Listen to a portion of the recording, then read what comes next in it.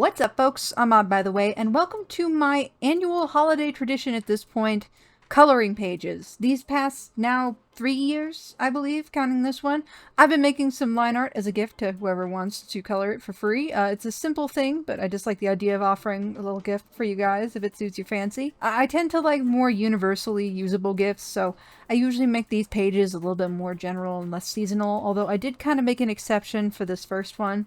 I had Santa's reindeer on the brain, and I thought it would be fun to take the concepts of a flying reindeer and make it a bit more literal with a reindeer peryton.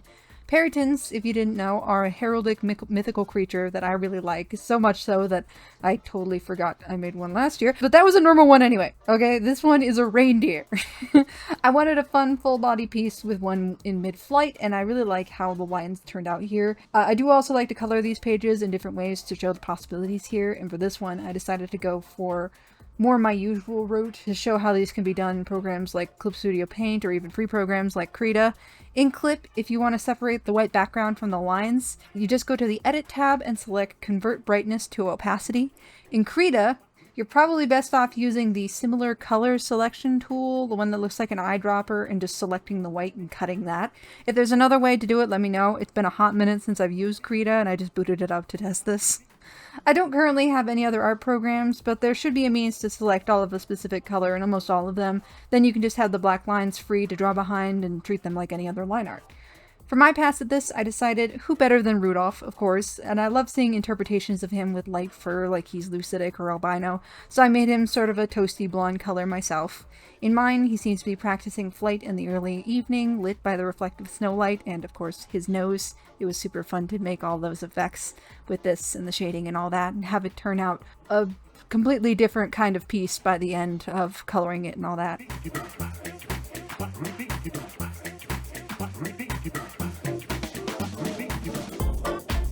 Next up feels like a very obvious one that I can't believe I haven't done in the previous years, a raccoon. Like, come on, my icon is a raccoon, yet I hadn't drawn one for one of these coloring pages, so I quickly had to remedy that for this year. I decided to go for a pose of the raccoon reaching up with their little hands, kind of in a pleading expression. I figured this could go a few ways in your interpretation, either a gimme sort of pose, begging for food, or perhaps a hug, or an I'm caught expression, raising their hands in a sort of surrender. Either way, it seems to suit raccoons really well, in my mind. For coloring these lines, I decided to go traditional after about half an hour of fighting with the printer. I got it to spit out a good quality page. Even if I don't color them all traditionally, I do print all the pages just to make sure they show up well. The reindeer wound up sort of cropped weird on the page, but that might have been due to whatever settings I accidentally set it on. Might have been on a fit page or something. Regardless, these are printable. That being said, I've either run out of cardstock or lost it, so this time around I just printed on standard printing paper, so no markers this time. All of the files here are size for US letter paper, which is 8.5 by 11 inches. I, of course, had to color in my girl Nori, the raccoon in my icon, my persona slash mascot character. I think that here she's going for more of that gimme notion, asking for food or a hug. Given she is me, maybe a coffee or an energy drink. That sounds right.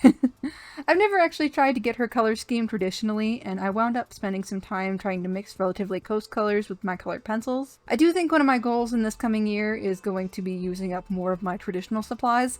I don't do it a lot on the channel, and that's the major limiter for me, I think. The amount of inspiration and drive I have for art via this channel when it comes to making things just for the sake of it is immense compared to my usual drive of making art myself. Even without the channel kind of taking away from free time, I feel like the amount of art I would be making would be about the same as any non-channel art I post now, which I do occasionally on Tumblr and Blue Sky mainly, by the way, just Cyan Docs, same on all the things if you want to like check that out. Not really selling myself well here though. But that is to say, I don't wind up making a lot of original art outside of the occasional sketchbook stuff. I don't really have a lot of space for it either, as evidenced by my struggling to get footage on my tiny desk, but I still want to try making more this year and using more of what I've had, just do some little IRL projects this year. I think that'd be super fun. And for the last one, I wound up getting a little stumped and outsourcing to the community page asking for a critter to add to the mix. As much as a Foxy Sunny's plea for an aardvark was heard, trust me, I see the vision, I ultimately wound up deciding on a Highland cow inspired by Sparkle Lily. Siphonophore was also intriguing to think about. I don't know how you'd color that, though. Just have to be transparent. Thank you guys for the comments. If you're watching, I really appreciate the help. I went for kind of an adolescent cow, not quite as long of hair or large of horns, to try and capture both the adult and baby cuteness of these guys. The pose and expression I got in one go was really exciting to me. I feel like it's going to be hard to draw cows, but they stylize really well and they're just so cute. So this last process may not wind up with the best turnout, but I wanted to try something that I haven't done in a long time. When I was a baby artist, like in my tweens, before even posting art online, one of my favorite pastimes was coloring in random coloring pages I would find through Google on MS Paint. I would mostly find line art of like animals like lions, cats, and dogs, and I'd make them into like Umbreon and Espeon, or my own characters at the time. Obviously, paint has changed quite a bit since then. There are layers now, apparently, which I do think I remember hearing, but I didn't even try to play with them because I didn't really notice them until partway through, and this way is more authentic to my original experience anyway. I don't think that this is the best way to go about it because the anti-aliasing, which is like the blurriness of the lines, made some of the fills blurry, but maybe someone who's more skilled in paint could prove me wrong. I don't know. I haven't been on in years, clearly, and I still don't think I could go back, at least not permanently. I am way too spoiled by pen pressure, and my wrist felt this because I was having to draw very stiffly to avoid making too many mistakes. Brings back memories, though, mostly of re-outlining the whole thing I'd be coloring as a kid due to the same anti-aliasing problems. And this is coming from someone who had a bad relationship with normal coloring books because I found them boring, but tedious pixel by pixel with a mouse. Endless enjoyment, apparently. I wound up making a little character out of this and a little bit of world building. I might actually revisit this character too. This is Moss, the Earth Cow. As you can see, his hair is like long grass, and his body underneath appears to be some form of dirt. Earth cows can grow to eventually rest dormant as hillsides, mountains, or possibly entire planets, though that's yet to be seen. Mossy obviously still has some growing to do.